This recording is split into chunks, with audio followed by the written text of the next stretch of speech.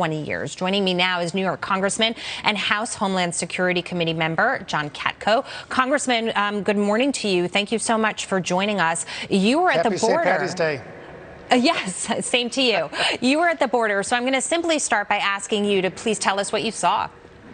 Sure. What we saw at the border confirmed what I've been saying all along. It's a trite phrase, but it really is accurate. There really is disorder at the border caused by the president's executive order. And what we saw was an overwhelmed facility at Customs and Border Protection. They're spending tens of thousands of dollars of American dollars every day to try and deal with the situation in that facility alone. No one's being tested, and they're being released from that facility without being tested. And there's over 1,000 people in that facility right now. Border Patrol agents are not vaccinated yet. Less than the majority have been vaccinated, so they're exposed. Anyone exposed to these people are vulnerable. I went to the border, and I saw firsthand that the fence has not been completed. And the Border Patrol agents, perhaps most importantly, are telling us what a sieve the border is right now, and that it's a direct result of President Biden's executive order. That executive order signaled to the southern people in the southern border that there's a change in attitude, and that's all the human traffickers needed to start the onslaught. And it's a direct result of what the president did on January 20th, and that's very unfortunate. And I call on the old phrase, actions speak louder than words, because the actions, the executive orders, what's actually happening at the border, stopping the construction of the wall, has created a situation where people feel this is the time to try to come across. You've got the president now saying, don't come. The actions are speaking louder than those words, I think. You know, you must have read my mind, because that's exactly what I was going to say. His rhetoric is not meeting what he's doing from his actions. His actions signaled. He didn't just stop building the wall construction. He stopped some of the President Trump's Mexico policies. For example, remain in Mexico. President Trump cooperating with the South American countries, or Central American countries that are sending all these people to the border. There's the cooperation with respect to Mexico is not what it was under President Trump. And there's several things he did that have signaled to the human traffickers and individuals that come on into this country. And what we have now is we even have terrorists coming across the border. I was stunned when I was standing on the border talking to the Border Patrol agents on the front line, who quite frankly are completely demoralized.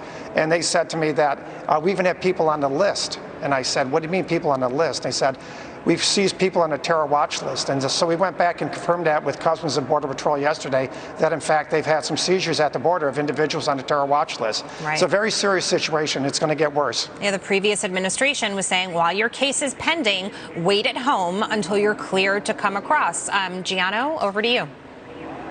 Congressman, thank you for joining us. CNN wrote just yesterday about the crisis at the border, and they said, quote, it's quickly becoming a political emergency for the new president, end quote.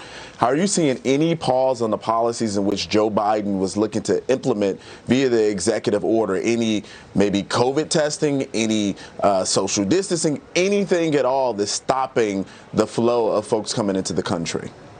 Unfortunately, no. And listen, we have a hearing this morning with Homeland Security, which I'm the ranking member for Republicans on. And I look forward to asking Secretary Mayorkas about it. We've had a good relationship off the bat. We spoke yesterday, but it's clear that he is acknowledging the numbers. There's no disputing the numbers, and the numbers don't lie. 173% increase in February of 2021 versus February of 2020.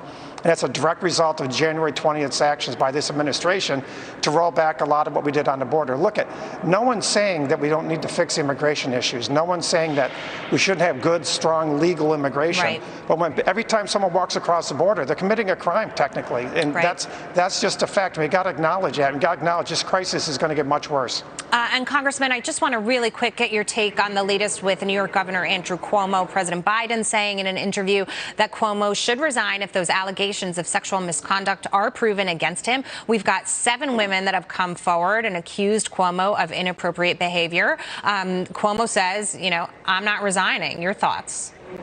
Well, I'm a federal organized crime prosecutor by trade and did political corruption cases over my 20-year career. There's strength in numbers. When 7 people are essentially saying the same thing, that you, Mr. Governor, are a sexual harasser, that's enough for me. And it should be enough for everybody. And I think it's more impactful that the 2 leading Democratic leaders in New York State, Senators Gillibrand and Schumer, have both called for his resignation. If he's going to be stubborn and not do the right thing for the state, despite the dysfunction he's creating, then I think they should move forward quickly with removal proceedings to get him taken care of. Congressman John Katko, thank you so much for your time today, and that is a great St. Paddy's Day tie. Take care, everybody. Okay, take care. Coming up.